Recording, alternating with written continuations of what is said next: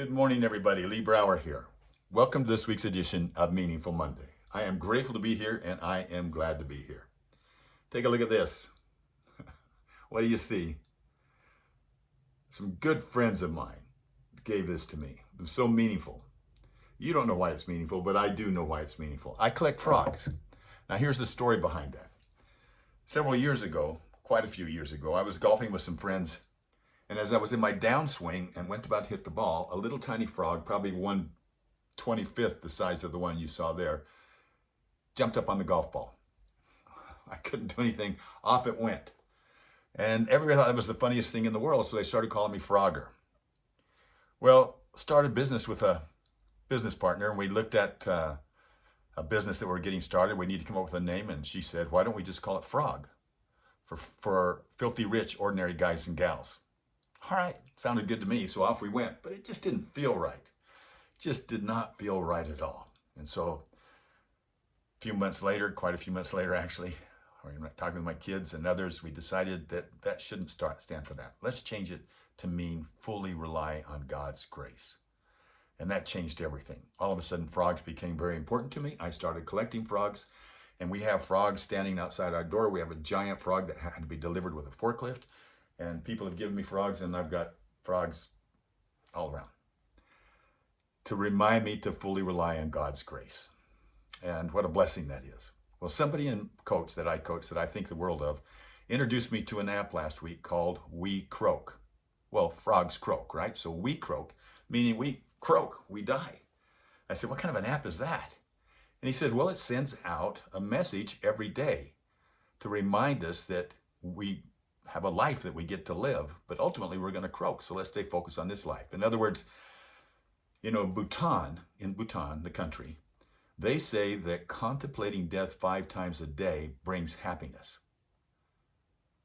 Now, I know it sounds morbid, but you see, it's not about focusing on your death. It's about making your future even more meaningful, to bring down that importance of it. Last week, I spent 48 hours with a group of people invited by Dr. James Lair, he started the Human Performance Institute, if you don't know who he is. And he's got a program now called the Youth Performance Institute, which is a nonprofit devoted to how do we kidify all of the great messages and the learning around character that have produced that he's actually physically coached over 17 #1 world athletes.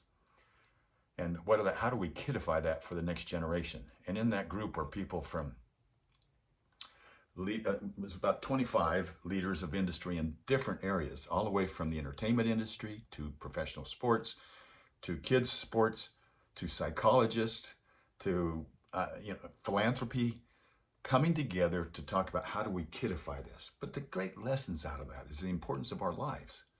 And if we can understand that life is something that, this time that we have, and we put so much emphasis on time, the other component, my takeaway, one of my big takeaways of many, was the role of energy. Because when you think about time and how important time is, what a critical element time is, and we're allotted a certain amount of time, but we have 1,440 minutes every day, that time without energy is nothing. You see, time doesn't have quality. Energy does.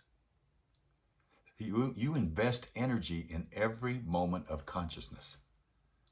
You get to choose where you want to invest it. So if I want to invest in, say, kindness, then to qualify for that, I have to invest it all the time. It has to become a part of me. It has to be part of my inner thinking all the time. I can't go out and say, well, I was kind to 5 people this last week, so does that qualify me for being kind?